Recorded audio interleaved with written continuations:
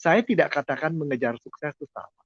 Yang jadi masalah adalah definisi suksesnya udah pernah dipikirkan, nggak pernah dirumuskan. Nggak? Itu satu. Itu inti persoalannya. Inti persoalan zaman sekarang tidak mendefinisikan ngikut orang lain. Orang sukses itu yang punya rumah, yang memadai, anak-anaknya sekolah di tempat yang bagus, syukur-syukur anak luar negeri, lalu dia juga punya uang cukup di akhir tua, cukup sehat, lalu relasinya banyak, namanya indah. Nggak salah itu. Tapi apakah cuma itu yang Tuhan berikan buat kita? Jangan-jangan itu adalah bukan pemberian utama yang tersedia buat kita. Ada yang lebih indah yang kita tidak sadar. Kira-kira gitu ya. Kenapa saya ngomong begini? Saya punya seorang teman dari pedalaman di Indonesia Timur. Kalau dia datang, saya ingin menyenangkan dia, saya ajak dia makan. Saya makan, ajak di mall. Gitu ya.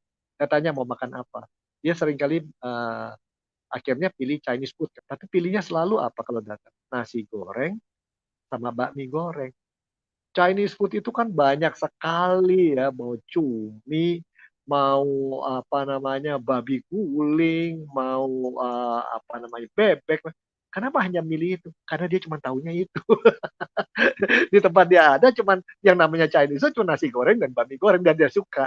Dia tidak tahu ada banyak pilihan lain yang tersedia yang siap boleh dia nikmati. Nah, jangan-jangan dalam hidup kita bagi orang beriman Tuhan menyiapkan banyak pilihan, banyak hal yang indah berkat-berkat dengan dunia berubah, tapi kita tidak lihat. Kita hanya ambil apa yang kelihatan gampang, seperti yang orang lain ambil. Sukses itu bukan hanya memperoleh kekuatan ekonomi, ke finansial. Sukses itu juga menyangkut kesehatan, ya kesehatan fisik itu sangat penting. Tetapi bagi orang beriman jangan lupa sukses itu harus menyangkut hal yang bernyangkut dengan hidup iman. Orang yang spiritual itu kan punya kedekatan khusus dengan Tuhan, mau diubah oleh Tuhan. Saya mengingat cerita Abraham tuh dari Ur Kasdim, negara yang begitu banyak berhalanya, dewa-dewa. Ilmu pengetahuannya tinggi. Dia harus meninggalkan itu karena Tuhan panggil dan dia berjalan. Berbagai pengalaman yang Abraham dapatkan bersama Tuhan.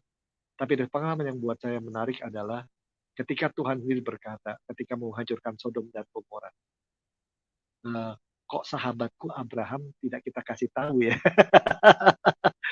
Persahabatan dia dengan Tuhan, kedekatan khusus, atau istilah banyak para biarawan, keintiman dengan Tuhan, membuat dia merasa punya rasa aman. Nah, orang yang intim dengan Tuhan itu apa ya? Ciri-cirinya. Pertama, orang yang intim atau dekat atau akrab dengan Tuhan, orang itu dekat Tuhan merasa nyaman. Saya bisa ngomong seadanya dengan Tuhan. Itu pertama. Nyaman. Jadi artinya dia menikmati kehadiran Tuhan. Nah, menikmati Tuhan itu ada ciri seorang yang intim dengan Tuhan. Sama dengan kalau kita suka dengan seseorang, dekat dia enak, kita bisa menikmati kehadiran. Yang kedua, kita bisa ngomong seadanya sama. Ya kalau kita dengan seorang sudah sangat dekat, kita akan bisa ngomong, hari ini kok kamu gemuk, kok kamu cantik. Itu biasa gitu ya. Yang ketiga, kalau orang intim dengan Tuhan, selain nyaman, dan dia merasa aman.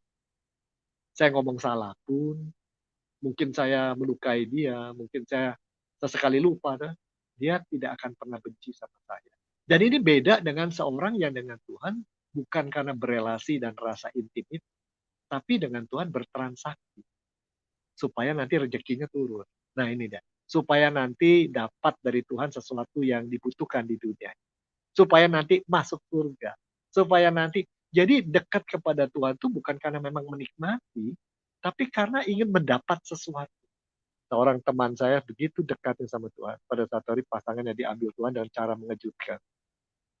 Tentu dia sakit, sedih, kehilangan. Tapi pada di akhirnya dia katakan, saya tahu pasti maksud Tuhan baik. Mungkin dengan begitu dia tidak harus melalui kematian yang melalui jalan yang sakit, yang kentara. Mungkin dengan cara itu dia malah dapatkan anugerah yang lebih besar. Nah, berarti orang itu begitu mencintai Tuhan, begitu intimnya, ketika sesuatu yang begitu berharga hilang, dia tetap menyembah Tuhan dan melihat kedekatan dia dengan Tuhan lebih penting dari hal lain. Pertama, aman, nyaman, bisa seadanya. Yang kedua, kita bersedia berubah. Berubah menyesuaikan diri dengan sifat dia. Membuang beberapa hal yang jelas bertentangan dengan sifat Tuhan. Nah inilah tanda keintiman kedua. Kita mau berubah, mau belajar. Nah, kalau kita mau belajar tentang Tuhan yang nggak kita lihat, di dalam hidup kita mau belajar terhadap perubahan-perubahan, peluang-peluang, teknologi, ilmu baru, itulah kemungkinan jadi kita lebih besar kemungkinan sukses. Sukses itu juga dikaitkan dengan bagaimana kita memilih. Panjang jalan hidup kita penuh dengan pilihan. Ketika mau kawin kita harus milih. Ketika kita mau menyekolahkan anak mesti pilih. Cari pekerjaan mesti pilih. Yang kita nggak bisa pilih adalah ketika kita harus dipanggil pulang. Kapan dan di mana dengan cara apa. Nah, sepanjang pilihan itu, orang yang sukses itu pilihan-pilihan itu diambil dengan mencari kehendak Tuhan. Yang mungkin ketika diambil kelihatan bagi orang di dunia yang tidak beriman melihat goblok bener, kesempatan bagus kok nggak diambil. Ya, ya kasusnya Yusuf, kalau waktu itu dengan tante Potifar dia selingkuh, dia bisa menguasai seluruh kekayaannya Potifar plus istri dan sebagainya, dan kalau perlu disuruh orang bunuh Potifar gitu ya. Tapi tidak, tidak. Dia memilih untuk melakukan yang baik di mata Tuhan. Dan itu bisa memilih dengan baik karena dia lebih mencari kehendak Tuhan dan lebih biasa mendengar kehendak Tuhan karena dari awal ada keintiman. Jangan hanya mencari kehendak Tuhan ketika kondisi kepepet dan kita memang nggak pernah akrab sama Tuhan. Keintiman dengan Tuhan atau kedekatan dengan Tuhan menolong kita berubah dan makin lama makin peka pada kehendaknya. Ada saat-saat pilihan hidup itu kita tidak tahu mesti pilih apa. Ada saat dalam hidup pilihan yang ada hanya bikin kita nangis semua gitu. Bisa.